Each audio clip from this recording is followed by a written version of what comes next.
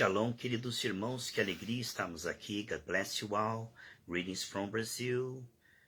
Estou aqui com a minha Bíblia aberta em Efésios 3:10, para que agora pela igreja, através da igreja, a multiforme sabedoria de Deus seja conhecida dos principados e potestades nos céus.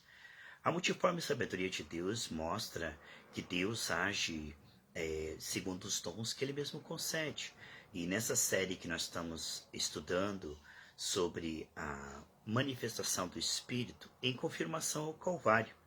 Aqui nós estamos falando sobre o movimento profético, aonde a igreja vai declarar e manifestar, os efeitos do Calvário sobre os efeitos da queda. Estamos aprendendo juntos, meus irmãos?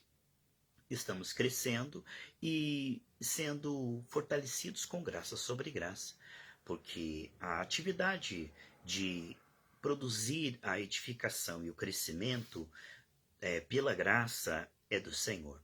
E nós estamos aqui tão agradecidos ao Senhor e tão felizes por poder estar participando desta restauração tão necessária.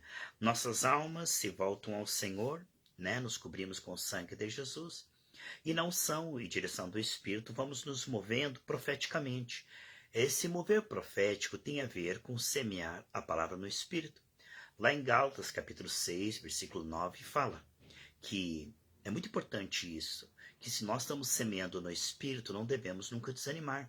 Queridos, é uma batalha espiritual onde você está semeando, a palavra que Deus te deu, e regando, perseverando, e também tirando os espinhos, tirando as pedras. Ou seja, quando você coloca no terreno, uma semente boa, para que ela possa crescer, ela precisa de espaço. Mas junto com a semente, naquele terreno, pode ter pedrinhas, pode ter espinhos, pode crescer erva daninha. Então ali é muito importante que você, além de regar a semente, cuidar do solo, você tem que retirar os espinhos, as ervas daninhas. Isso é muito importante, porque assim a semente vai encontrando um solo cada vez mais receptivo para que ela possa crescer e frutificar. E é isso que eu quero na sua vida e que Deus quer na nossa vida. Ele quer nos conduzir de fruto para mais fruto e mais fruto ainda. Este movimento profético no qual somos chamados a participar é um privilégio, mas também é uma responsabilidade. Este fato de que nós tenhamos uma fé assim. Certa feita, os discípulos estavam no barco e veio um vento contrário. Então, eles se assustaram e acordaram Jesus, que estava dormindo na popa. E disseram: Jesus, o senhor não se importa que nós estamos aqui, o mar está revolto. Jesus diz: vocês ainda não têm fé? Levantou-se, falou com os ventos e com o mar, e houve grande bonança. Então eles ficaram admirados, Você está vendo? Então, a fé da nova aliança, ela é diferente da fé da antiga aliança. A fé da antiga aliança tinha a ver com batalha humana. Você veja que eles lutavam contra gigantes que eram pessoas. Hoje não, a nossa luta não é contra pessoas, mas contra principados e potestades. Aqui no Efésios 3:10 está falando que esses principados e potestades precisam ser comunicados. E a única voz que ele vai obedecer é a voz da fé do Espírito. Não a nossa fé em Deus, certo? Gálatas 2:20, Efésios está falando aqui que nós vamos comunicar, ou seja, é Deus através da igreja. Portanto, é a fé do Senhor em nós, tá bom? É a manifestação do próprio Espírito. Ele quis para si um corpo nessa terra. Então ele levantou uma igreja e ele fala com essa igreja, vai edificando a fé, e através da igreja os atos proféticos, que são as semeaduras, a semeadura no Espírito. Essa semeadura, ela precisa de perseverança. Lá em Gálatas 6:9 diz: olha, está semeando no Espírito, não desanime. Não se canse de fazer o bem. É fazer o bem, queridos, quando você está profetizando a palavra sobre as circunstâncias. Isto agrada ao Senhor. A fé agrada a Deus. Amém?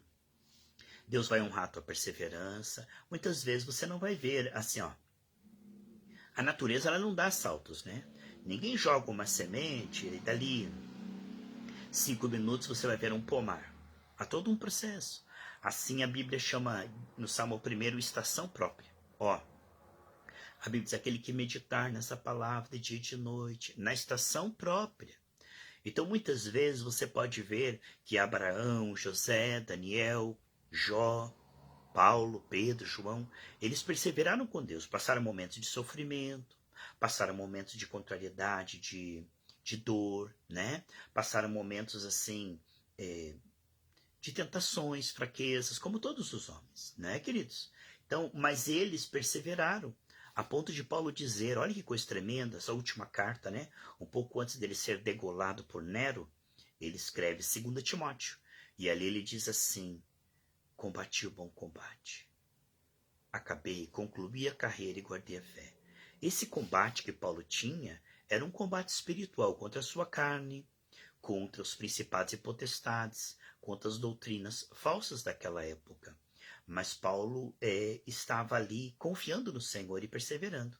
Eu quero incentivar você que tem semeado no Espírito, que continue meditando na palavra. E as sementes que o Senhor te der, você vai semeando conforme a tua fé. Lá em Romanos 14, 23, diz que tudo que não é de fé é pecado. Então é por níveis. Você vai sendo fiel no pouco, né, queridos? No muito Deus vai te colocando. Você vai crescendo. Essa semeadura profética, ela agrada a Deus porque você está exercitando a sua fé. Né? Tua fé não é morta, você está colocando a tua fé em ação. E você vai ter fruto, e Deus vai ser glorificado. Lá em João 15,16 diz que nisto o Pai é glorificado, em que você dê muito fruto. Portanto, você que está semeando no Espírito e honrando a Deus e procurando o Senhor e se humilhando, eu digo para você, persevere. Lá em Hebreus 6,12 fala que pela fé e pela perseverança Abraão alcançou a promessa. Deus quer muito te ajudar nesse processo. Você está assim, aprendendo a palavra, nós estamos aprendendo, né? E à medida que nós vamos aprendendo, nós vamos colocando ela em ação. Colocar a espada em ação é falar a palavra no Espírito. Olha só, aqui em 2 Timóteo, né? Paulo falando com Timóteo, olha que coisa tremenda. Ele fala para Timóteo colocar em ação a sua fé, despertar a sua fé. Que coisa linda, né, irmãos? Aqui, ó.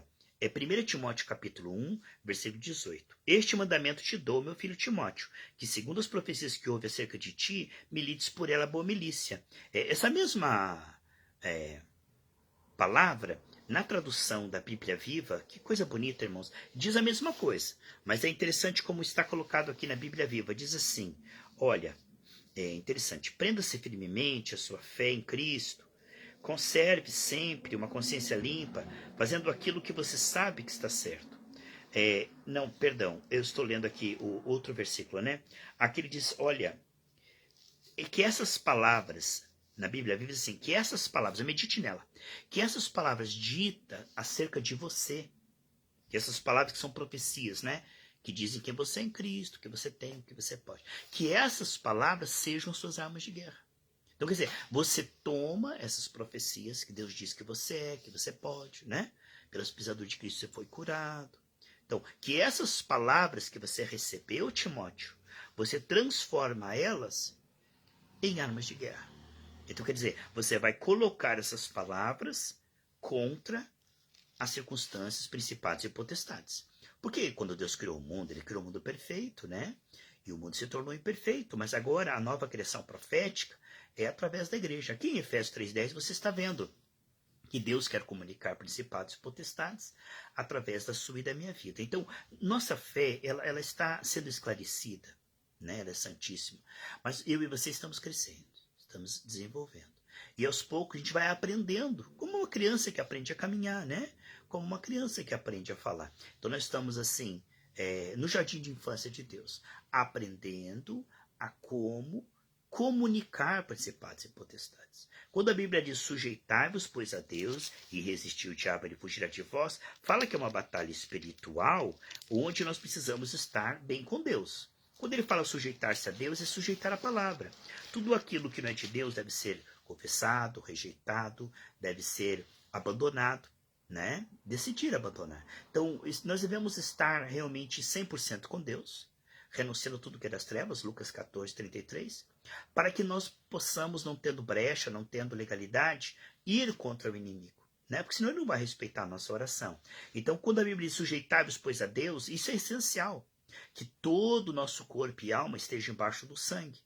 O que não está debaixo do sangue, onde o inimigo vai achar brecha e ilegalidade? O que não está debaixo do sangue é aquilo que nós não confessamos com a intenção de abandonar. Por exemplo, se eu estiver chateado com alguém, né? E eu não decido perdoar aquela pessoa, aqui está descoberto. Isso não está debaixo do sangue. O sangue não vai cobrir isso, porque eu não coloquei debaixo do sangue.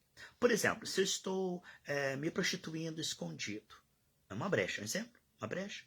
Uma carnalidade, uma idolatria, uma mágoa, uma mentira, qualquer coisa assim. Então, esses pecados, se não forem confessados com a intenção de abandonar, lá em Provérbios 28:13, se tudo não estiver sujeito a Deus, eu não tenho como dominar principados e potestades. Ou seja, só quem está debaixo de autoridade tem autoridade. Para que eu tenha autoridade eficaz para arrancar aquele mal, eu mesmo preciso estar todo sujeito ao sangue de Jesus. Nenhuma brecha. Porque se eu tiver brecha, o inimigo não vai respeitar a minha oração e não vai me obedecer.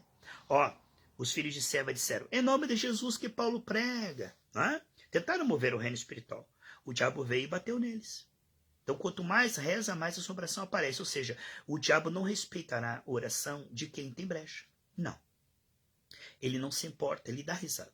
Agora, se nós tememos a Deus de fato, chamamos pecado de pecado, com temor e com tremor, e cobrimos com sangue, ou seja, só vai ser coberto com sangue o quê?